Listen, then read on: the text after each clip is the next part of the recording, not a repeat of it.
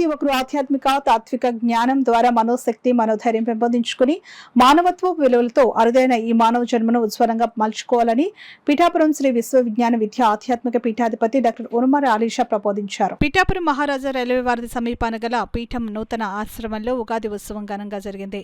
ఇందులో భాగంగా పీఠాధిపతి డాక్టర్ ఉమర అలీషా ముందుగా ఆధ్యాత్మిక సభను ప్రారంభించారు. హాజరైన భక్తులకు ఉగాది పచ్చడిని ఆయన అందజేశారు. ప్రముఖ గీతావధాని ఎర్రంశెట్టి ఉమామహేశ్వరరావు పంచాంగ శ్రవణం చేయగా పలువురు బాలబాలికలు గీతాలాపన ప్రసంగాలు చేశారు. Umar Alisha rural development trust ద్వారా చేపట్టిన పలు సేవా కార్యక్రమాల్లో పీఠాధిపతి డాక్టర్ ఉమర్ అలీషా పాల్గొన్నారు. ఈ సందర్భంగా పలువురు ప్రముఖులను ఉమర్ అలీషా ఘనంగా సత్కరించారు. అనంతరం ఆధ్యాత్మిక సభలో భక్తులకు అనుగ్రహ భాషణం చేశారు. కార్యక్రమంలో పీఠం కన్వీనర్ పేరూరు సూరిబాబు, పీఠం సెంట్రల్ కమిటీ సభ్యులు NTV Prasad Varma, AVV Satyanarayana, K Swarnalatha, దేవు భాస్కర్, ప్రకాష్ తదితరులు పాల్గొన్నారు. మరి అటువంటి అవకాశాన్ని కాలాన్ని మన మానసిక వ్యవస్థలో ఏర్పరచుకోవడానికి మనం ప్రయత్నం చేయగలిగినట్లయితే ఎన్నో అద్భుతాలు సమాజంలోనూ కుటుంబంలోనూ కూడా ఏర్పడతాయి.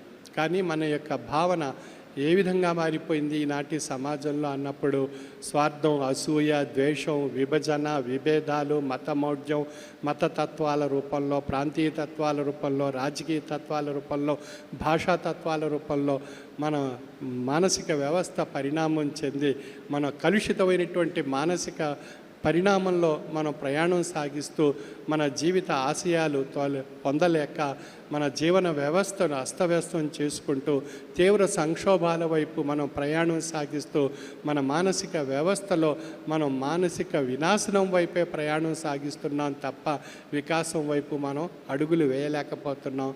కారణం మన యొక్క మానసిక కాలుష్యము. ఆ కాలుష్యం ఏ రూపాలుగా ఉంది?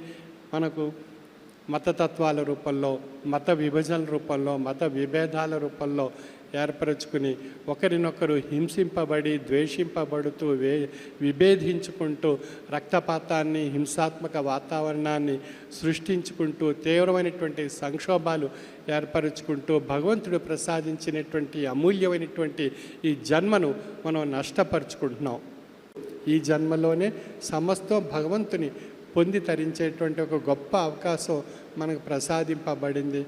అటువంటి అవకాశాన్ని, కాలాన్ని ఈ పవిత్రమైనటువంటి నూతన సంవత్సరంలో మనం సద్గురువర్యుల యొక్క సన్నిధానంలో ఆధ్యాత్మిక భావన ఏర్పరచుకొని ఈ పరాభవ నామ సంవత్సరంలో ఉండేటువంటి ఒడిదుడుకులని, ఉద్రేకాలని, ఆయా అగాధాలని తొలగించుకుంటూ మనం ఈ ఆధ్యాత్మిక భావనతో, మానవత్వపు విలువలతో మానవ వికాసం వైపు మనం దృష్టి సారించి మనం ప్రయాణం సాగించగలిగినట్లయితే సమస్తం మన చెంతన చేరుతుంది.